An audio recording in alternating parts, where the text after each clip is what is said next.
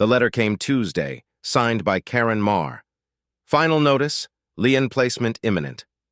My brother Jake's old military truck was gone, but that was just the start. Karen tried to destroy my family, so I used that truck to destroy her empire. I'm Silas Grieve, 42 years old, recently divorced, and father to Julian, my 13-year-old son. After spending 8 years in military engineering, I'd settled into civilian life as a construction project manager. When Teresa and I divorced 6 months ago, I moved to Rosemarsh Summit thinking it would be a fresh start for Julian and me. The community looked perfect on paper, manicured lawns, tree-lined streets, and what seemed like reasonable HOA guidelines. I was dead wrong about that last part. The trouble began 3 weeks earlier when I started working on Jake's truck.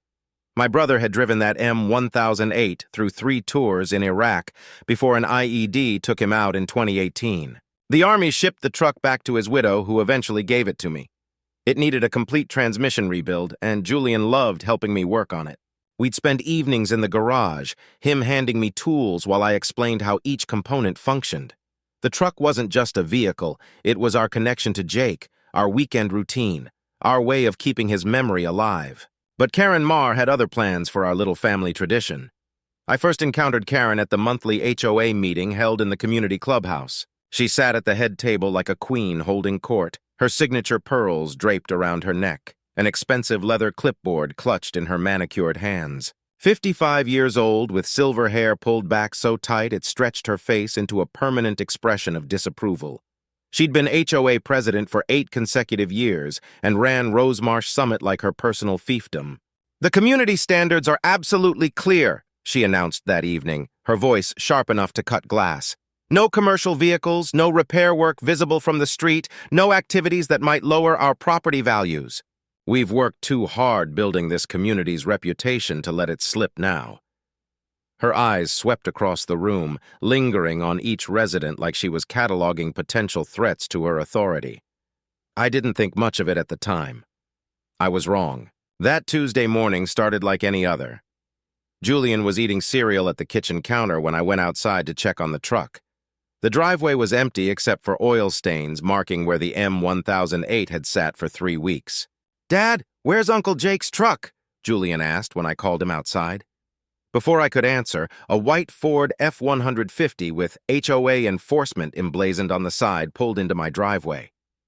Clive Lawrence stepped out, grinning like he'd just won the lottery. His uniform was crisp despite the early hour, pressed khakis, a button-down shirt with an HOA badge, and a utility belt that made him look like a mall security guard who'd gotten delusions of grandeur. "Morning, Grieve," he said, consulting his ever-present clipboard. "Your vehicle was towed last night under Emergency Ordinance 77 Alpha. Violation of Community Standards, Section 4, Subsection 12. "What violation?" "It's my personal vehicle." "Military surplus counts as commercial under the new parking ordinance. Board approved it last month during the special session." "I didn't receive notice of any new ordinance." Clive shrugged, his grin widening. "All residents were notified according to HOA protocol. Take it up with Mrs. Marr if you've got complaints."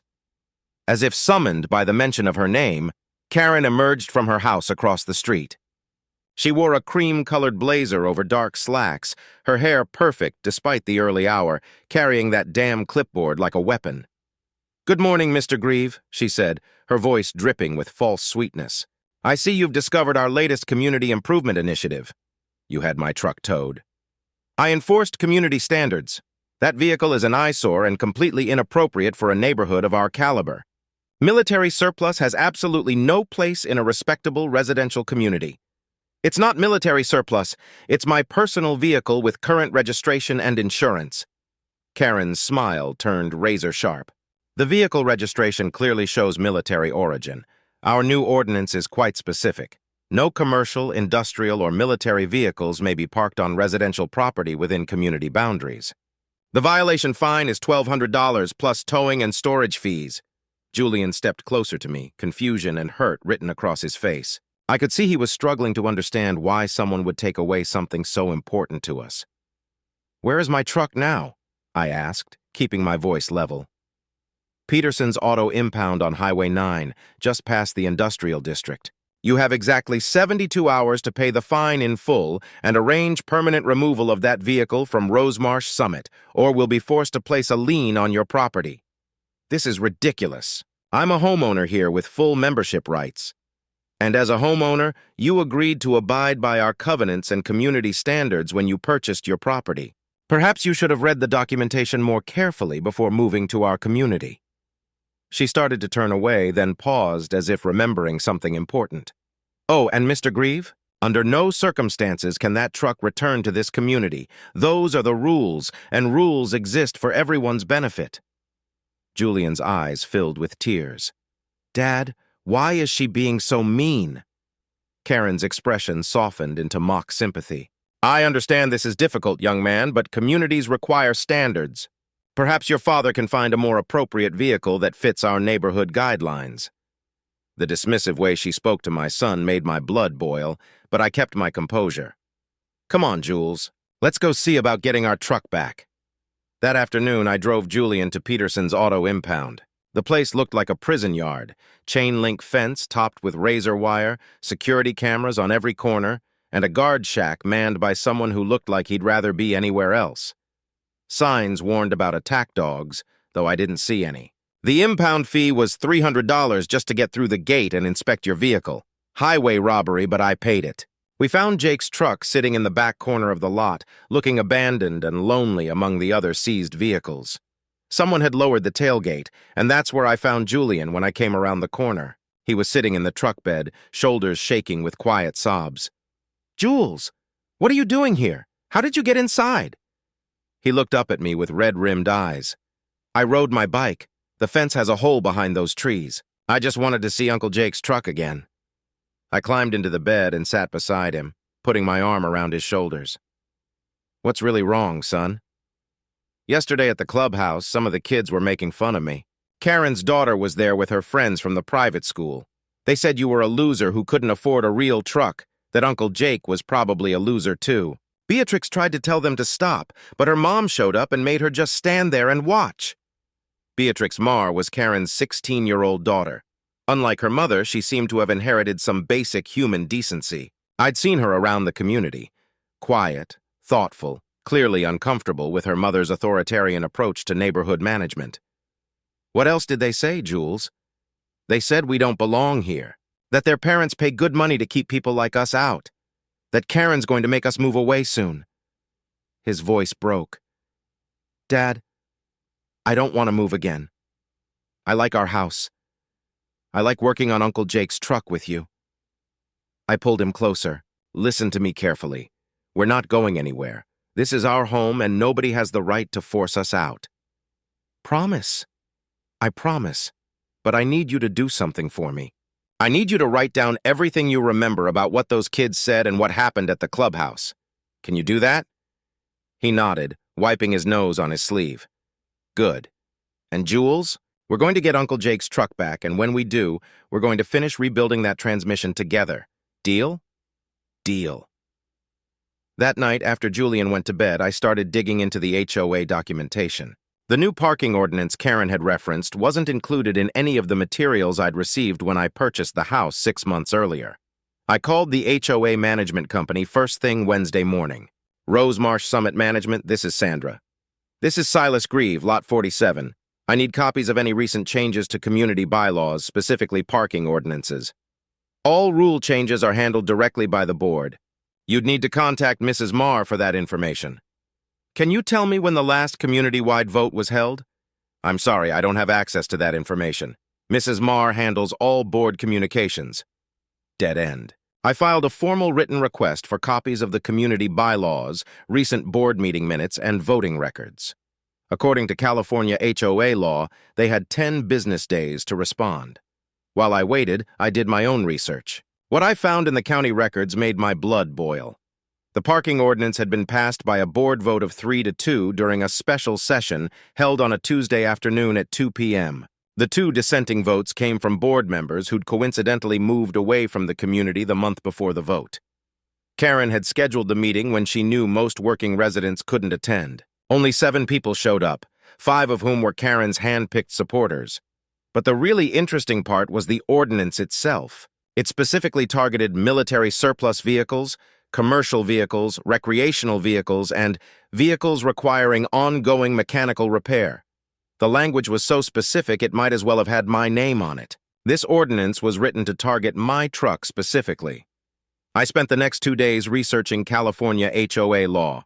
My background in military engineering had taught me to read technical documents carefully and spot inconsistencies. What I discovered was that Karen had made a crucial legal mistake. According to the original Rosemarsh Summit HOA charter, any ordinance affecting property use, parking restrictions, or community standards required approval from 60% of all homeowners, not just the board. The language was crystal clear. Major rule changes affecting homeowner property rights must be approved by community-wide vote with no less than 60% participation and 60% approval. Karen had bypassed the homeowners entirely. She'd forged the community consent. I called Margaret Pine, an attorney who specialized in HOA disputes. Her office was in downtown San Jose, about 30 minutes from Rosemarsh Summit. "Your case is definitely interesting," she said after reviewing the documents I'd brought. "The ordinance appears to be invalid on its face, but proving forgery of community consent will be challenging. Do you have any other evidence of board misconduct?" "I'm working on gathering more information." "Be very careful, Mr. Grieve. HOA boards have significant legal authority, and they don't like being challenged. Document everything, but don't do anything that could be construed as harassment or retaliation." "What about my truck?" "Pay the impound fees and bring it home. If they try to fine you again, we'll have grounds for an injunction." Thursday morning, I paid the impound fees, $1,200 for 3 days of storage, and drove Jake's truck home. Karen was waiting in my driveway like a spider in her web. "Mr. Grieve, the ordinance is quite clear. That vehicle cannot remain on community property. The ordinance is invalid. It was passed without proper community approval." Karen's confident smile faltered for just a moment before snapping back into place. "The board has full authority to enforce community standards as outlined in our charter. Not according to Section 12 of the original charter. I've read it very carefully." "You're mistaken. I've been HOA president for 8 years. I know our rules better than anyone. Then you know that major rule changes affecting property rights require community-wide approval. You bypass the homeowners completely." Karen's face went white, then flushed red. "That's a very serious accusation, Mr. Grieve. It's a very serious crime, Mrs. Marr. You have absolutely no proof of any wrongdoing. I have the voting records. I have the meeting minutes. I have the original charter. I also have a copy of the forged consent documentation." That last part was a bluff, but it hit home. Karen's composure cracked completely. "You're making a serious mistake, Mr. Grieve. I have friends on the city council. I have connections throughout this county that you can't begin to imagine. If you continue down this path, you'll regret it. Trust me on that." "Is that a threat, Mrs. Marr?" "It's a promise." She turned and walked away, her heels clicking aggressively on my driveway. I watched her go, knowing I'd just declared war on someone who clearly played for keeps. That evening, my ex-wife Teresa called. We'd been divorced for 6 months, but she still lived in the community with her new boyfriend, a real estate developer named Marcus, who'd moved in suspiciously quickly after our separation. "Silas, what exactly are you doing over there? Exercising my rights as a homeowner?" "Karen called me today. She's very concerned about your recent behavior and its impact on Julian." "My behavior?" "She illegally towed my truck and threatened me when I challenged her authority. She's trying to maintain community standards. This is an upscale neighborhood, Silas. Maybe you should consider that the truck doesn't really fit here." "It's my property, Teresa. I can park whatever I want in my own driveway." Karen mentioned that the truck situation might not be the only issue. She's concerned about other potential violations. "What does that mean?" "I don't know exactly. I'm just trying to help you avoid more problems." After we hung up, I realized Teresa was more involved in this situation than she'd let on. I did some digging through the HOA records I'd already obtained. Sure enough, Teresa had been appointed to the compliance committee just 1 month after our divorce was finalized. Karen had recruited my own ex-wife to spy on me. The manipulation was impressive in its thoroughness. Karen had used my personal life crisis to place an informant inside my own family. But I had advantages Karen didn't know about. My 8 years in military engineering had taught me reconnaissance, surveillance, and intelligence gathering. I knew how to collect information without being detected, and I understood how to build an airtight case. I started small and methodical. First, I installed a comprehensive security camera system around my property, making sure the cameras were clearly visible from the street. I wanted Karen to know she was being watched whenever she approached my house. Next, I began documenting everything. Every HOA notice, every conversation, every interaction with Karen or her enforcers went into a detailed log with dates, times, witnesses, and photographic evidence where possible. I photographed the truck daily, documenting its condition and location. I photographed my property from every angle, showing compliance with all legitimate HOA guidelines. Then I turned the lens around. If Karen and her loyalists wanted to weaponize community standards against me, I was going to hold them to the same measure, inch by inch. And what I found wasn't just hypocrisy. It was a blueprint of corruption hiding in plain sight. Karen's pristine white colonial-style house had always been her pride. Trimmed hedges, designer shutters, and that smug little flagpole with the HOA seal. But behind the manicured illusion was an unpermitted wooden deck stretching a full 8 feet into what should have been common area, county land.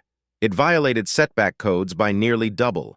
The deck was clearly visible from the street, built without city approval, and somehow never made its way onto a single HOA violation report. And then there was the rooftop. Mounted high above her master bedroom was a gleaming commercial-grade satellite dish, industrial size, the kind businesses use to run data uplinks across multiple clients, the same kind banned under the HOA's own no commercial hardware ordinance, the same rule she'd used to tow my truck. But this wasn't the smoking gun. This was just the rot at the roots. The real crack in her empire came from the last place I expected. That Friday afternoon, Julian came home from school unusually quiet. His backpack was slung low, his shoulders tense. He looked up at me and said softly, "Beatrix gave me something. She said you'd know what to do." From the front pocket of his hoodie, he pulled out a small silver flash drive. No label, no note. Just a quiet gesture from a brave 16-year-old girl caught in the shadow of her mother's lies. "Did she say what's on it?" I asked. Julian shook his head. "Only that you can't tell anyone it came from her."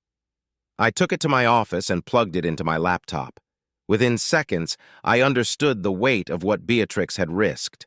Audio recordings, 2 years' worth, secretly recorded HOA board meetings. Dozens of files, each labeled by date. Karen's voice, crisp and commanding, filled my office speakers like a ghost returning to gloat. "We can't just target people randomly," she said on one recording, her tone razor-sharp. "We need to be strategic. Focus on residents who don't fit our community vision. Give them reasons to leave, legitimate reasons. Paper trails." I sat frozen as her strategy unfolded like a war map. She named families, real families, like they were items on a clearance list. The Hendersons with their late-night music, the Patels and their cooking smells. God, that curry sticks to everything. And that single mom in Unit 32? Her lawn looks like a wildlife preserve. Push them. Fine them. Violation notices every week until they put the house up for sale. Each word felt like a nail driven through the illusion of community standards. This wasn't about rules. It was about power, bias, and cleansing the neighborhood of anyone who didn't fit her vision. And then came the dagger. "Once I take the county supervisor seat," Karen said, her voice giddy with ambition, "Rosemarsh Summit becomes my proof of concept. A controlled, curated neighborhood I built from scratch. We'll shape zoning laws, drive development where we want it. But we can't do that until we clean house. No more outsiders, no more eyesores, only the right kind of residents." She wasn't just running a neighborhood. She was building a political fortress, brick by fraudulent brick. And she'd weaponized Rosemarsh Summit as her personal springboard to power. But the worst wasn't her ambition. It was the theft. One folder on the drive was different. Text files, scanned bank statements, spreadsheets with highlight marks and annotations. Karen had been bleeding the HOA reserve fund dry. Line after line showed money being funneled into campaign consultants, designer clothing receipts, luxury hotel bookings in Carmel, and wire transfers to a Cayman Islands account under a holding name traced back to her cousin's law firm. $47,289.36, diverted over 18 months. Not just misused, stolen, and every dime had come from the families she'd fined, bullied, and driven out. I sat there shaking, not from fear, but from fury. Karen Marr wasn't just a tyrant in pearls. She was a white-collar thief wearing HOA authority like armor. She thought no one was watching. She thought no one could touch her. She was wrong. That flash drive became my sword, and she'd handed it to me through the very person she'd tried hardest to control. The clock had run out on Karen's kingdom. It was time to bring it all down. I had her. Cold. But Karen wasn't finished with me yet. Over the next week, the harassment escalated dramatically. The HOA sent me 5 separate violation notices. My grass was allegedly too long, my mailbox was supposedly the wrong shade of black, my garage door needed repainting, my front walkway had excessive wear patterns, and my house numbers were improperly positioned. Each violation carried a $200 fine, and each notice threatened lien placement if not corrected within 10 days. The notices were obvious harassment. My grass was perfectly maintained, my mailbox was identical to every other mailbox in the community, and my garage door had been painted just 3 months earlier. When I compared my house to others on the street, mine was actually in better condition than most.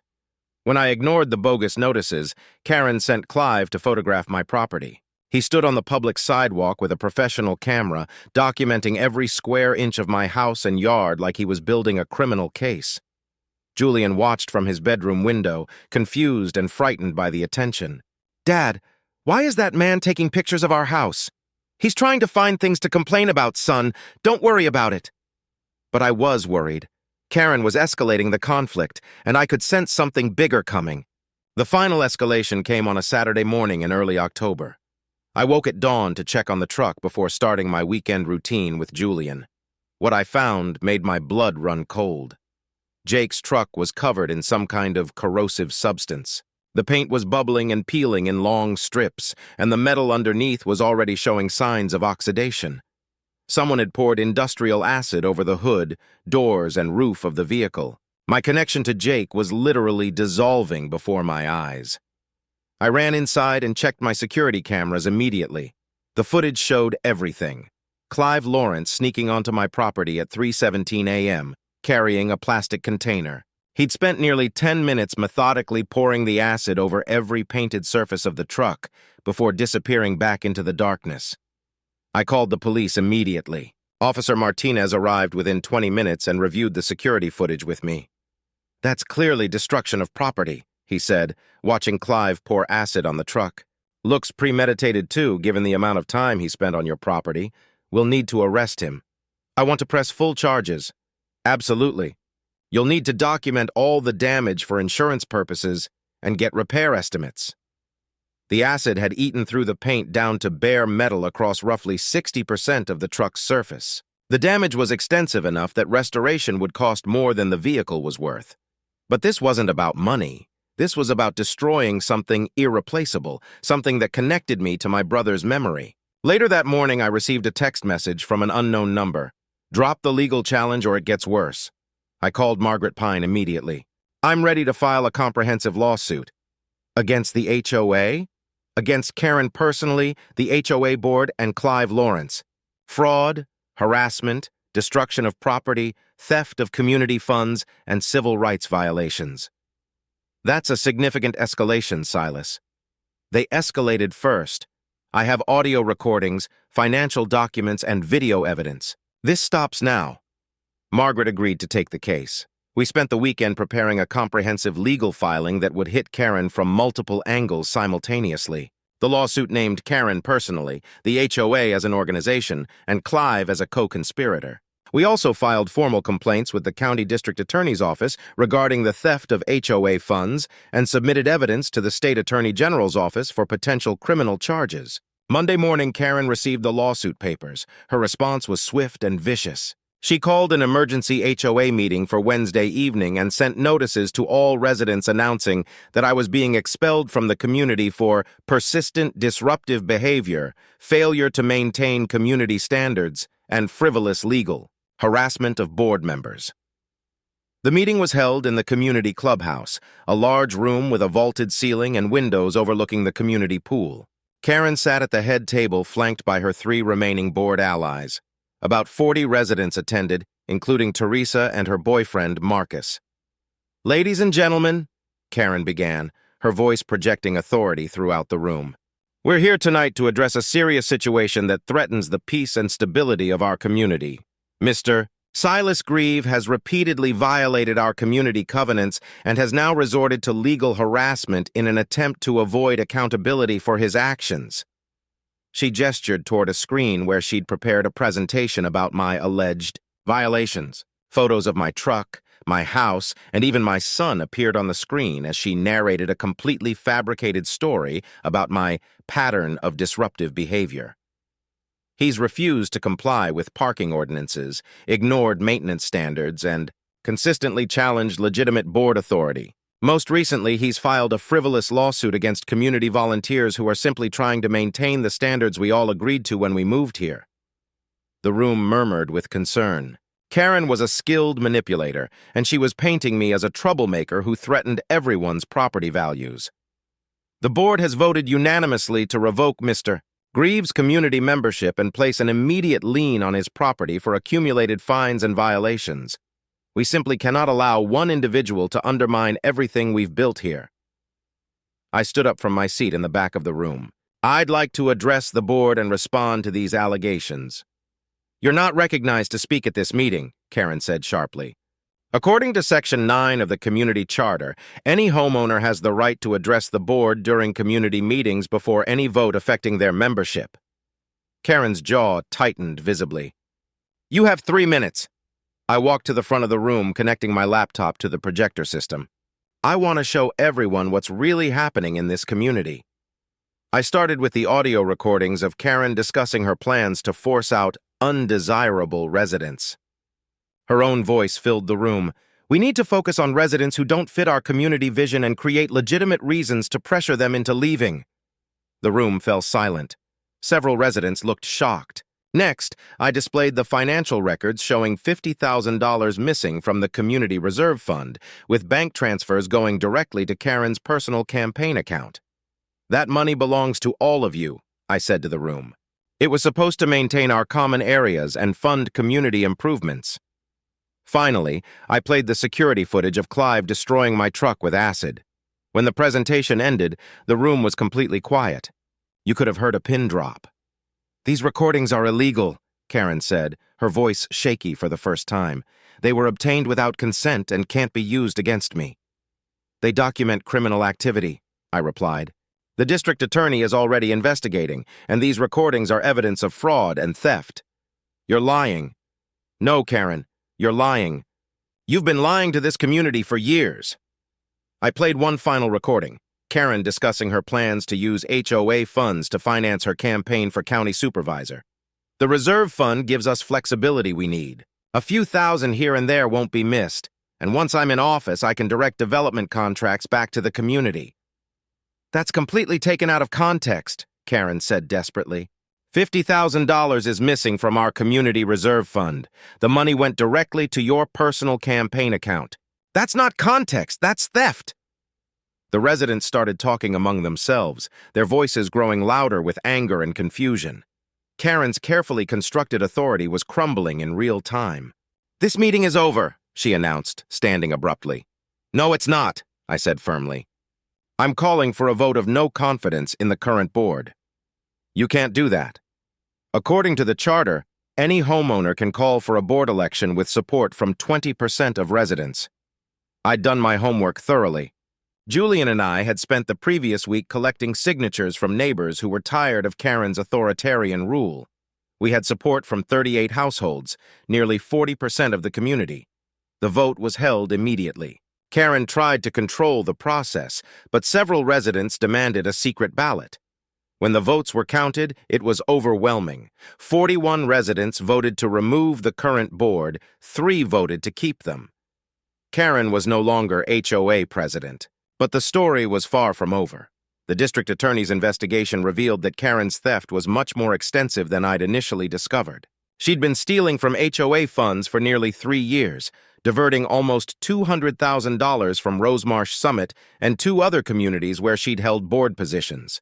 The money had gone to her political campaign, personal expenses, luxury vacations, and a secret investment account she'd established in the Cayman Islands. Karen was arrested 2 weeks after the community meeting.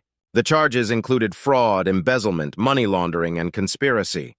The arrest made the local news, with footage of Karen being led away in handcuffs while reporters shouted questions about the stolen HOA funds. Clive was arrested the same day as an accessory after the fact. His destruction of my truck was just one incident in a pattern of intimidation and harassment he'd carried out under Karen's direction. The civil lawsuit moved forward quickly once the criminal charges were filed. Karen's homeowner's insurance company settled out of court rather than face a jury trial. The settlement covered the truck restoration, legal fees, punitive damages for harassment, and compensation for emotional distress suffered by Julian. The total settlement was $450,000. But the real victory came during Karen's criminal trial. The courthouse was packed. By the time I arrived on the first day of Karen's trial, 2 local news vans were already stationed outside, their antenna masts extended, cameras pointed at the courthouse steps. Reporters had dubbed it the HOA Queen Trial. Headlines flashed on morning news. Local HOA president accused of embezzlement, harassment. Karen Marr's perfectly cultivated reputation had finally imploded under the weight of truth. The courtroom gallery was standing room only. Former HOA members, residents from all 3 affected communities, even a few city officials. But the moment that etched itself into my memory wasn't the opening statements. It wasn't the financial experts detailing Karen's Cayman Islands account. It was Beatrix, 16 years old, dressed simply, shoulders square, eyes steady. She took the witness stand like someone twice her age. The prosecutor, a sharp-eyed woman named Alina Castillo, stood beside the jury box and said gently, "Beatrix, do you recognize the defendant?" "Yes," Beatrix said clearly. "She's my mother." Karen didn't look up. She sat frozen at the defense table, eyes forward, as if she could will her daughter into silence. "Can you tell us what you heard your mother say during HOA board meetings?"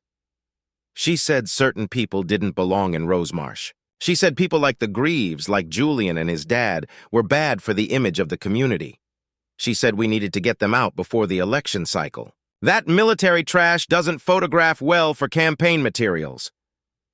A wave of murmurs rippled through the crowd. I could feel Julian's hand tighten around mine.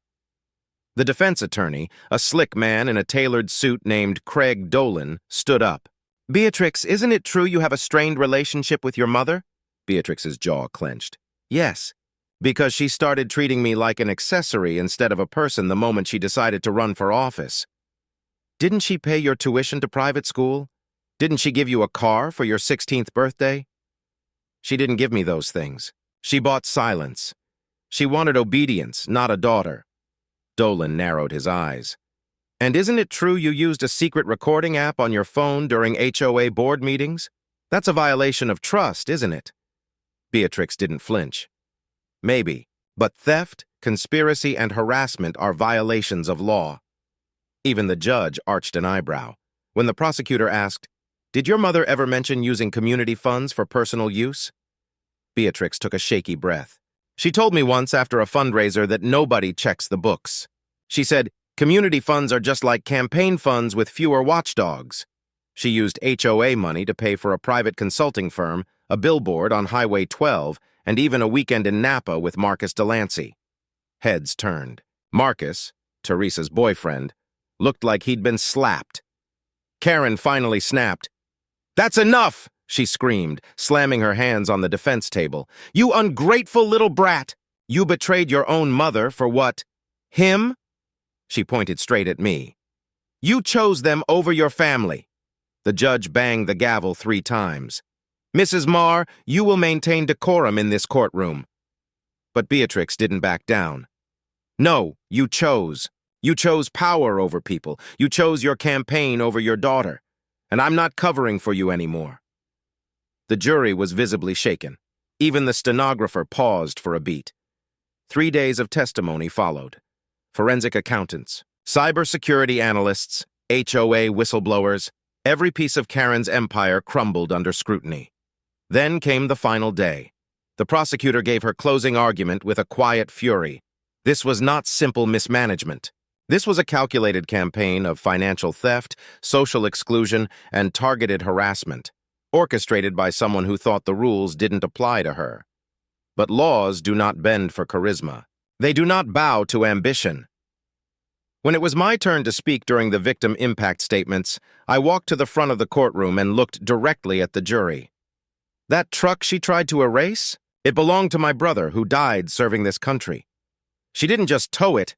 Her enforcer poured acid over it in the middle of the night while my son watched it dissolve. That's not about parking. That's about control. I turned toward Karen. You didn't just target me. You weaponized your authority against anyone who didn't fit your vision. You turned neighbors into spies. You turned my ex-wife into a pawn. And you turned your own daughter into evidence. Karen didn't meet my eyes. The jury deliberated for less than 4 hours. When the verdict was read, guilty on all counts, Karen didn't cry. She didn't scream. She just sat there, lips trembling, as if the gravity of what she'd done had finally sunk in. The judge gave her the maximum, 5 years in federal prison, plus restitution of every dollar stolen across all 3 communities. Clive, smirking as if he expected a slap on the wrist, was sentenced to 18 months in county jail. The judge described his actions as cowardly, cruel, and corrosive, literally and metaphorically. Beatrix walked out of that courtroom to a standing ovation. Justice wasn't loud. It didn't come with fireworks. It came with facts, with truth, with a 16-year-old girl who refused to carry her mother's sins into adulthood, and a man in a uniform truck who refused to be bullied out of his driveway. The HOA was dissolved completely and reformed under new leadership. The community elected a board of residents who actually cared about neighborhood improvement rather than personal power and political ambition. The new board's first action was to rescind all of Karen's discriminatory ordinances and establish transparent financial oversight. Julian and I rebuilt Jake's truck together over the following winter. We used the insurance settlement money to do a complete restoration, bringing the vehicle back to better condition than it had been when Jake first drove it. The truck now sits proudly in our driveway, a symbol of our refusal to be intimidated and our determination to preserve family connections. Teresa eventually apologized for her role in Karen's surveillance scheme. She admitted that Karen had manipulated her by playing on her concerns about Julian's welfare and her desire to fit into the community's social hierarchy. We're not getting back together, but we found a way to co-parent effectively without the toxicity that Karen had encouraged. Beatrix became a close friend to Julian, and eventually to me as well. She testified courageously against her mother and then had to rebuild her life after Karen's conviction. She's a remarkable young woman who chose truth over family loyalty when it mattered most. The community is genuinely peaceful now. The new HOA board focuses on actual maintenance and neighborhood improvement rather than harassment and social control. Property values have actually increased since Karen's removal, as people want to live in a community governed by fairness rather than fear. But I kept one special memento from the entire experience. When the HOA was reformed, the new board voted to remove the security gates that Karen had installed using stolen community funds. The gates were constructed on county property without permits, making them completely illegal. The county had ordered their removal, but the new board needed someone to handle the demolition. I volunteered for the job. On a sunny Saturday morning in spring, with most of the community watching, I hooked Jake's restored truck to the main security gate that had symbolized Karen's authoritarian control over our neighborhood. Julian sat in the passenger seat as I engaged the truck's winch system and slowly pulled that gate right off its hinges. The symbolism wasn't lost on anyone present. The same truck that Karen had illegally towed, the same vehicle that her enforcer had tried to destroy with acid, was now literally tearing down the physical symbol of her oppressive rule. As the gate crashed to the ground in a cloud of dust and twisted metal, I thought about everything we'd been through. Karen had built her kingdom on lies, theft, and intimidation. She'd used her position to hurt people, steal money, and destroy property. She'd targeted my family because she thought we were vulnerable. She was wrong about that. She'd underestimated the power of simple determination, careful documentation, and the willingness to stand up to bullies no matter how much authority they claimed to have. As I watched the gate's twisted remains being loaded onto a trailer, I remembered what Jake used to say about fighting bullies. You don't win by being the biggest or the loudest. You win by being smarter, more prepared, and more persistent than they expect. Karen had learned that lesson the hard way. Some people say revenge is wrong, that we should turn the other cheek and move on with our lives. But sometimes what people call revenge is actually justice wearing work clothes and driving a military surplus truck. Karen spent 5 years in federal prison thinking about the consequences of her actions. I spent those same 5 years rebuilding my life, raising my son, and helping our community become the kind of place where families can actually thrive. The choice between those two outcomes was always hers to make. She chose poorly.